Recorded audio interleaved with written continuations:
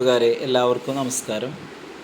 നമ്മൾ ഇന്നത്തെ ക്ലാസ്സിൽ SCERT സോഷ്യൽ സയൻസ് 6ാം ക്ലാസ്സിലെ 2ാമത്തെ അധ്യായം ആദ്യകാല രാഷ്ട്രങ്ങൾ ഈ പാഠഭാഗത്തിലെ ഏറ്റവും പ്രധാനപ്പെട്ട ചോദ്യങ്ങളും അതിൻ്റെ ഉത്തരങ്ങളുമാണ് നമ്മൾ ഇന്നത്തെ ക്ലാസ്സിൽ ചർച്ച ചെയ്യുന്നത്.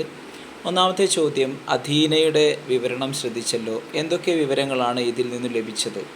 ഈ പാഠഭാഗം തുടങ്ങുമ്പോൾ അഥീന എന്ന് പറയുന്ന വിദ്യാർത്ഥിനി ഗ്രീസിനെ പറ്റിയിട്ടൊരു വിവരണം നൽകുന്നുണ്ട്. ഗ്രീസ് എന്ന് പറയുന്ന രാജ്യത്തിൻ്റെ പ്രത്യേകതകൾ, ആ വിവരണത്തെ പറ്റിയിട്ടാണ് ഈ ചോദ്യം. ആ ചോദ്യത്തിൻ്റെ ഉത്തരം ഒളിമ്പിക്സ് ആരംഭിച്ചത് പുരാതന ഗ്രീസിലാണ്. അത് ഇമ്പോർട്ടൻ്റ് ആണ്. ഒളിമ്പിക്സ് ആരംഭിച്ചത് പുരാതന ഗ്രീസിലാണ്. ഗ്രീസിലെ നഗരരാഷ്ട്രമായ ഏതൻസിലാണ് ജനാധിപത്യം ഉടലെടുത്തത്. തെക്കുകിഴക്കൻ യൂറോപ്പിലാണ് ഗ്രീസ് സ്ഥിതി ചെയ്യുന്നത്. വ്യത്യസ്തമായ ഭൂമിശാസ്ത്ര സവിശേഷതകളാൽ സമ്പന്നമാണ് ഗ്രീസ്. രണ്ടാമത്തെ ചോദ്യം, ഗ്രീസിലെ നഗരരാഷ്ട്രങ്ങളെക്കുറിച്ച് കുറിപ്പ് തയ്യാറാക്കുക. ഗ്രീസിലെ പ്രധാനപ്പെട്ട നഗരരാഷ്ട്രങ്ങളുടെ സവിശേഷതകളെ പറ്റിയിട്ട് കുറിപ്പ് തയ്യാറാക്കാനാണ്. പുരാതന ഗ്രീസിൽ ഗ്രാമങ്ങളായിരുന്നു പ്രധാന അധിവാസ കേന്ദ്രങ്ങൾ. കൃഷിയും കച്ചവടവും വികസിച്ചതോടെ നഗരങ്ങൾ രൂപം കൊണ്ടു. കാലക്രമേണ ഒരു നഗരവും ചുറ്റുമുള്ള കുറേ ഗ്രാമങ്ങളും ഒത്തുചേർന്ന് നഗരരാഷ്ട്രങ്ങളായി രൂപാന്തരം പ്രാപിക്കാൻ തുടങ്ങി. ഈ നഗരരാഷ്ട്രങ്ങളെ പോളിസ് എന്നാണ് അറിയപ്പെടുന്നത്. ഇമ്പോർട്ടൻ്റ് ആണ്. എന്താണ് പോളിസ് എന്ന് വീണ്ടും ചോദിക്കാം. ഒരു നഗരവും ചുറ്റുമുള്ള കുറേ ഗ്രാമങ്ങളും ഒത്തുചേർന്ന് നഗരരാഷ്ട്രങ്ങളായി രൂപം പ്രാപിച്ച നഗരരാഷ്ട്രങ്ങളെ വിളിച്ചിരുന്നത് പോളിസ് എന്നാണ്. അതുപോലെ തന്നെ കടലുകളോ ഉയർന്ന പർവ്വതങ്ങളോ പുരാതന ഗ്രീസിലെ ഈ നഗരരാഷ്ട്രങ്ങളെ തമ്മിൽ വേർതിരിച്ചിരുന്നു. അടുത്ത ചോദ്യമാണ്, ഗ്രീസിലെ നഗരരാഷ്ട്രങ്ങൾ എന്തു പേരിലാണ് അറിയപ്പെട്ടിരുന്നത്? നമ്മളിപ്പോൾ ഇവിടെ പറഞ്ഞു, പോളിസ് എന്നാണ് ആ നഗരരാഷ്ട്രങ്ങൾ അറിയപ്പെട്ടിരുന്ന പേര്.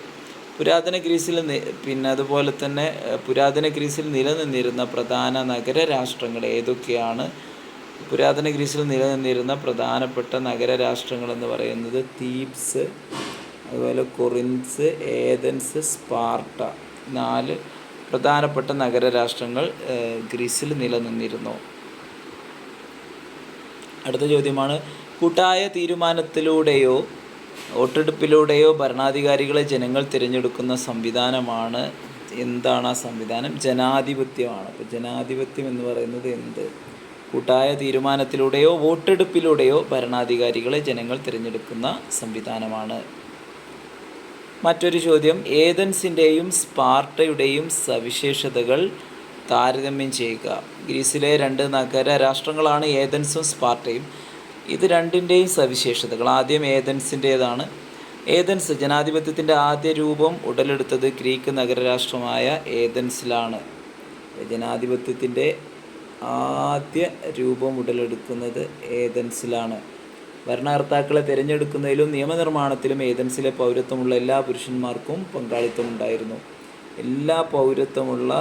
എല്ലാ പുരുഷന്മാർക്കുമാണ് അവിടെ പങ്കാളിത്തം ഉണ്ടായത് ഭരണാധികാരികളെ തിരഞ്ഞെടുക്കുന്നത്.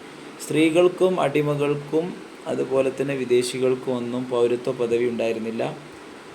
ഏഥൻസിലെ രാഷ്ട്രീയ സഭ അസംബ്ലി എന്നാണ് അറിയപ്പെട്ടിരുന്നത്. Very important.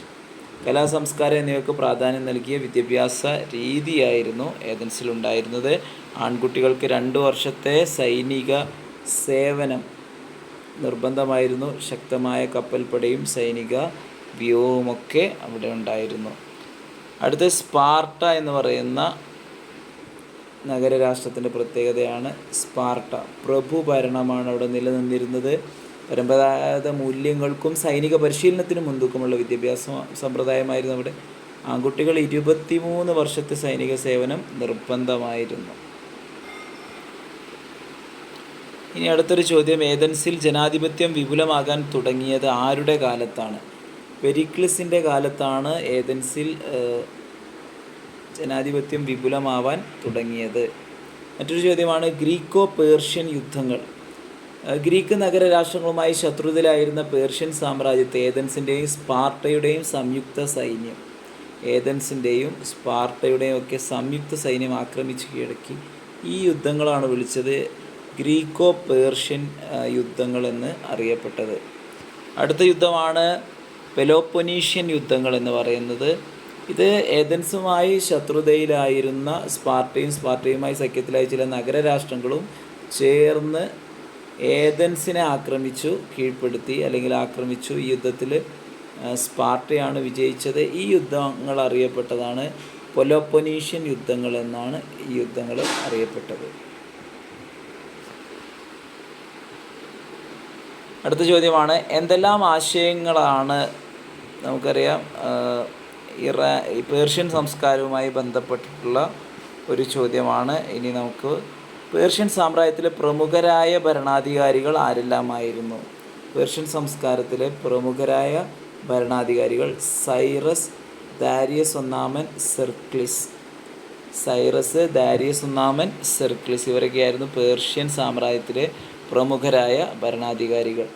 പേർഷ്യൻ ഭരണ സംവിധാനത്തിൻ്റെ സവിശേഷതകൾ എന്തൊക്കെയാണെന്നാണ് അടുത്ത ചോദ്യം. വളരെ ഇമ്പോർട്ടൻ്റ് ആണ്. ഭരണ സൗകര്യത്തിനായി ഈ പേർഷ്യൻ സാമ്രാജ്യത്തെ നിരവധി സത്രപികളായി വിഭജിച്ചിരുന്നു. സത്രപി എന്ന് പറയുന്നത് പ്രവിശ്യകൾക്കാണ് സത്രപി എന്ന് പറയുന്നത്. സത്രപ് എന്നറിയപ്പെട്ടിരുന്ന ഗവർണർമാരുടെ കീഴിലായിരുന്നു. സത്രപ് എന്നറിയപ്പെട്ട ഗവർണർമാരുടെ കീഴിൽ കീഴിലായിരുന്നു സത്രപ് എന്നറിയപ്പെടുന്ന ഗവർണർമാരുടെ കീഴിലായിരുന്നു ഈ സത്രപികൾ. അപ്പോൾ സത്രപി എന്താണ് അല്ലേ? വളരെ പ്രാധാന്യത്തോടുകൂടി മനസ്സിലാക്കേണ്ട രണ്ട് പോയിന്റുകളാണ്. പേർഷ്യൻ ഭരണ സംവിധാനത്തിനകത്ത് അവിടുത്തെ ഭരണത്തിൻ്റെ സൗകര്യത്തിന് വേണ്ടി രാജ്യങ്ങളെ നിരവധി പ്രവിശ്യ അല്ലെങ്കിൽ സത്രപികളായി വിഭജിച്ചു. അവിടെ ഭരിച്ചിരുന്ന ഗവർണർമാരെ വിളിച്ചിരുന്ന പേരാണ് സത്രപ് എന്നറിയപ്പെട്ടിരുന്ന ഗവർണർമാരുടെ കീഴിലായിരുന്നു സത്രപികൾ. സത്രപ്മാർ രാജാവിൻ്റെ നിയമങ്ങളും നികുതി സമ്പ്രദായങ്ങളും സത്രപികളിൽ നടപ്പിലാക്കി. ഇത്രയും കാര്യങ്ങൾ വളരെ പ്രധാനപ്പെട്ടതാണ്. എന്താണ് സത്രപി, എന്താണ് സത്രപ് എന്നുള്ള കാര്യങ്ങളൊക്കെ മനസ്സിലാക്കി വെക്കുക. അടുത്തതാണ് സരതുഷ്ട്ര ദർശനം രൂപം കൊണ്ടത് എവിടെയാണ്? ഇത് പേർഷ്യയിൽ രൂപം കൊണ്ടതാണ് സരതുഷ്ട്ര ദർശനം എന്ന് പറയുന്നത്. ആരാണ് സരതുഷ്ട്ര ദർശനത്തിൻ്റെ സ്ഥാപകൻ? സരതുഷ്ട്രയാണ് സരതുഷ്ട്ര ദർശനത്തിൻ്റെ സ്ഥാപകൻ എന്ന് പറയുന്നത്. അടുത്ത ചോദ്യം, സരതുഷ്ട്ര ദർശനത്തിൻ്റെ പ്രത്യേകതകൾ എന്തെല്ലാമായിരുന്നു? എന്തൊക്കെയാണ് ഈ സരതുഷ്ട്ര ദർശനത്തിൻ്റെ പ്രത്യേകതകൾ എന്ന് പറയുന്നത്? സരതുഷ്ട്ര ദർശനത്തിൻ്റെ സ്ഥാപകൻ നമ്മൾ പറഞ്ഞു സരതുഷ്ട്രയാണ്. ഇതിൻ്റെ സ്ഥാപകൻ അഹുരമസ്ത എന്ന് വിളിക്കപ്പെട്ട ഏകദൈവത്തിലാണ് ഇവർ വിശ്വസിച്ചത്. അഹുരമസ്ത എന്ന് വിളിക്കപ്പെട്ട ഏകദൈവത്തിൽ ഇവർ വിശ്വസിച്ചു. സെൻറ്റ് അവസ്ഥ ആയിരുന്നു അവരുടെ മതഗ്രന്ഥം. അതിൻ്റെ പേര് ഇമ്പോർട്ടൻ്റ് ആണ്. സെൻറ്റ് അവസ്ഥ ഇതായിരുന്നു അവരുടെ മതഗ്രന്ഥം.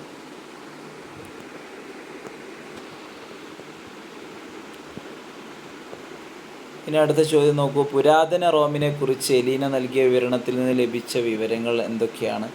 പാശ്ചാത്യ നാഗരികതയുടെ ജന്മസ്ഥലമായി റോമാ നഗരം കണക്കാക്കപ്പെടുന്നു. പാശ്ചാത്യ നാഗരികതയുടെ ജന്മസ്ഥലമായിട്ട് റോമാ നഗരം കണക്കാക്കപ്പെടുന്നു. റോമിൽ രാജഭരണമാണ് നിലനിന്നിരുന്നത്. BCE 6-ാം നൂറ്റാണ്ടിൽ രാജഭരണം അവസാനിച്ചവിടെ റിപ്പബ്ലിക് ഭരണ സംവിധാനം നിലവിൽ വന്നു. പുരാതന റോമിൻ്റെ ചരിത്രത്തിലെ വഴിത്തിരിവായിരുന്നു റിപ്പബ്ലിക്കിൻ്റെ ഉദയം. റോമിലെ റിപ്പബ്ലിക്കൻ ഭരണ സംവിധാനത്തിൽ രാജാവിന് പകരം ഭരണ ചുമതല വഹിച്ചിരുന്ന തിരഞ്ഞെടുക്കപ്പെട്ട ഉദ്യോഗസ്ഥർ എന്ത് പേരിലാണ് അറിയപ്പെട്ടിരുന്നത്? അവരറിയപ്പെട്ട പേരാണ് കോൺസൽ എന്ന പേരിലാണ് അവരറിയപ്പെട്ടത്. റോമിൽ റിപ്പബ്ലിക്കൻ ഭരണരീതി അവസാനിപ്പിച്ച് ഏകാധിപതിയായി അധികാരം കൈയടക്കിയ കോൺസൽ ആരാണ്? എല്ലാവർക്കും അറിയാം, അത് ജൂലിയസ് സീസറാണ്. ഇമ്പോർട്ടൻ്റ് ആണ്. അദ്ദേഹത്തിൻ്റെ കീഴിലാണ് പിന്നീട് റോമൻ റിപ്പബ്ലിക് പൂർണ്ണമായും റോമ സാമ്രാജ്യമായി മാറിയത് ആരുടെ കീഴിലാണ്? അത് അഗസ്റ്റസിൻ്റെ കീഴിലാണ്. അടുത്ത ചോദ്യം അതാണ്. ആരുടെ ഭരണകാലത്താണ് റോമൻ റിപ്പബ്ലിക് പൂർണ്ണമായും ഒരു റോമ സാമ്രാജ്യമായി മാറിയത്? അത് അഗസ്റ്റസിൻ്റെ ഭരണകാലത്താണ്. അടുത്ത ചോദ്യം, റോമൻ സാമ്രാജ്യത്തിൻ്റെ സവിശേഷതകൾ എന്തൊക്കെയാണ്? റോമൻ സാമ്രാജ്യത്തിൻ്റെ സവിശേഷതകളാണ് ഇനി പറയുന്ന കാര്യങ്ങൾ. ഓർത്തിരിക്കുക. യൂറോപ്പ്, വടക്കൻ ആഫ്രിക്ക, പടിഞ്ഞാറൻ ഏഷ്യ. യൂറോപ്പ്, വടക്കൻ ആഫ്രിക്ക, പടിഞ്ഞാറൻ ഏഷ്യ എന്നിവിടത്തിൽ വ്യാപിച്ചിരുന്ന വിശാലമായ സാമ്രാജ്യമായിരുന്നു റോമൻ സാമ്രാജ്യം. റോമൻ ചക്രവർത്തിമാർ പ്രിൻസപ്പ് അല്ലെങ്കിൽ പ്രഥമ പൗരൻ എന്നറിയപ്പെട്ടു. പ്രിൻസപ്പ് തലവനായ റോമൻ ഭരണ സംവിധാനം പ്രിൻസിപ്പേറ്റ് എന്നറിയപ്പെട്ടു. അഗസ്റ്റസ് ആണ് ഈ പ്രിൻസിപ്പേറ്റ് ഭരണ സംവിധാനം സ്ഥാപിക്കുന്നത്. വേതനം കൈപ്പറ്റി സേവനം ചെയ്ത ശക്തമായ സൈന്യം ഉണ്ടായിരുന്നു. ഇതൊക്കെ റോമൻ സാമ്രാജ്യത്തിൻ്റെ പ്രത്യേകതകളാണ്. റോമിൻ്റെ സാംസ്കാരിക സംഭാവനകൾ എന്തൊക്കെയാണ്? വെരി ഇമ്പോർട്ടൻ്റ് ആണ്. എന്തൊക്കെ സാംസ്കാരിക സംഭാവനകളാണ്? ഭാഷ, സാഹിത്യം, കല, നഗരാസൂത്രണം തുടങ്ങിയ മേഖലകളെല്ലാം റോമിൻ്റെ സംഭാവനകളുണ്ട്. ഇതിൽ ഏറ്റവും പ്രധാനപ്പെട്ട ജലവിതരണത്തിനായി നിർമ്മിക്കപ്പെട്ട കമാനാകൃതിയിലുള്ള കനാലുകളായ അക്യുഡക്റ്റുകളും വിശാലമായതും തുറന്ന കൊളോസിയവും റോമൻ സാമ്രാജ്യത്തിൻ്റെ സാംസ്കാരിക സംഭാവനകളാണ്. അപ്പോൾ ഇത് രണ്ടും പഠിച്ചു വെക്കണം. അക്യുഡക്റ്റും അതുപോലെ തന്നെ കൊളോസിയവും. അടുത്ത ചോദ്യം, റോമിൽ നിലനിന്നിരുന്ന വ്യത്യസ്ത ഭരണ സംവിധാനങ്ങളെക്കുറിച്ചൊരു കുറിപ്പ് തയ്യാറാക്കുക. ആദ്യകാലത്ത് റോമിൽ രാജഭരണം നിലനിന്നിരുന്നു. പിന്നീട് BC 6-ാം നൂറ്റാണ്ടിൽ രാജഭരണം അവസാനിച്ച് റിപ്പബ്ലിക് ഭരണ സംവിധാനം നിലവിൽ വന്നു. റിപ്പബ്ലിക്കൻ ഭരണ സംവിധാനത്തിൽ രാജാവിന് പകരം കോൺസൽ എന്നറിയപ്പെട്ടിരുന്ന തിരഞ്ഞെടുക്കപ്പെട്ട ഉദ്യോഗസ്ഥർക്കായിരുന്നു ഭരണ ചുമതല. BC 1-ാം നൂറ്റാണ്ടിൽ റോമൻ റിപ്പബ്ലിക്കിൻ്റെ കോൺസൽ പദവി വഹിച്ചിരുന്ന ജൂലിയസ് സീസർ റിപ്പബ്ലിക്കൻ ഭരണരീതി അവസാനിപ്പിച്ച് ഏകാധിപതിയായി അധികാരം കൈയടക്കി.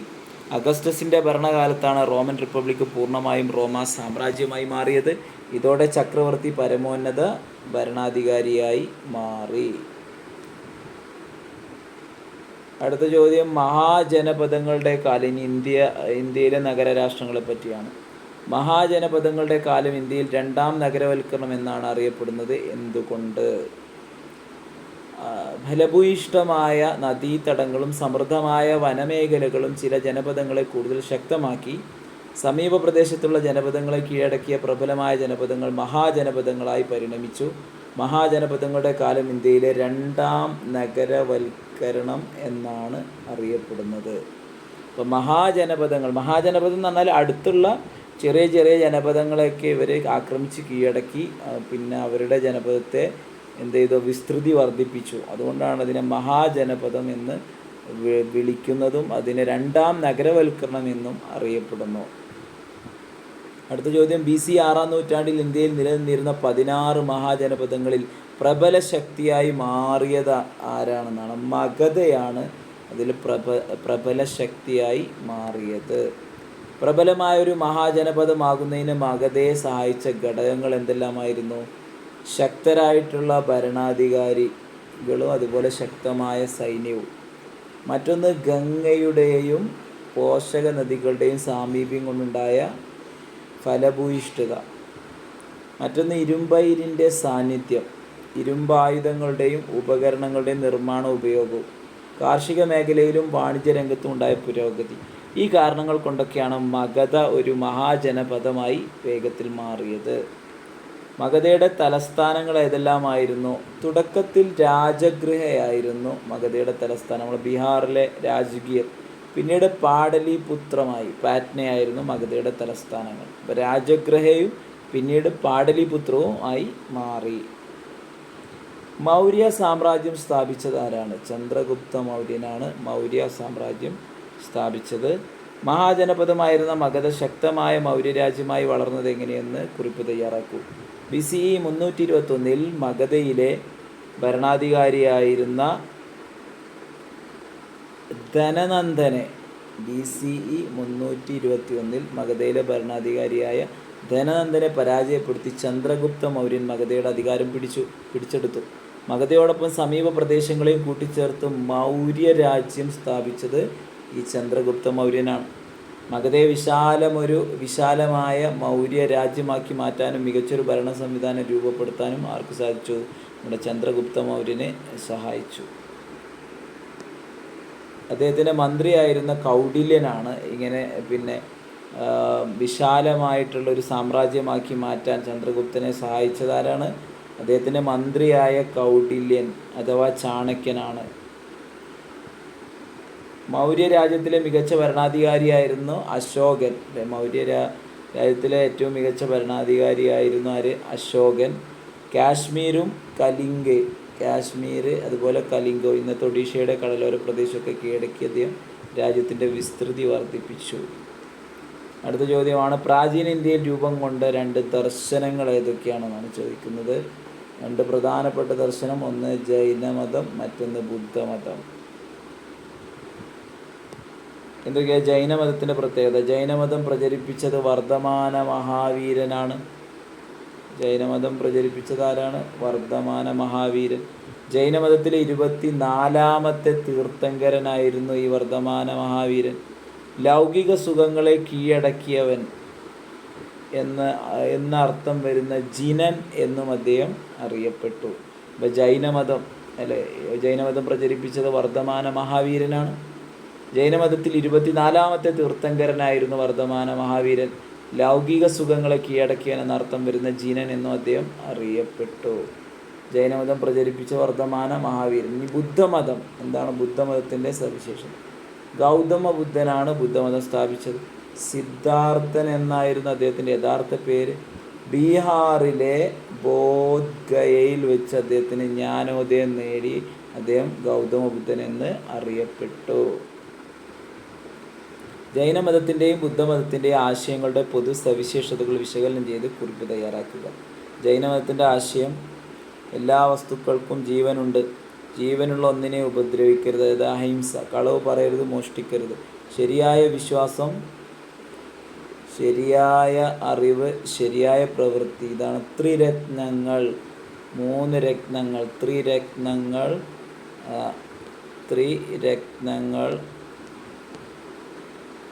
ത്രിരത്നങ്ങൾ അനുഷ്ഠിക്കുക. ബുദ്ധമതത്തിൻ്റെ ആശയങ്ങൾ: ഹിംസിക്കാതിരിക്കുക, കളവ് പറയാതിരിക്കുക, സത്യസന്ധത പുലർത്തുക, അന്യരുടെ സ്വത്ത് ആഗ്രഹിക്കാതിരിക്കുക.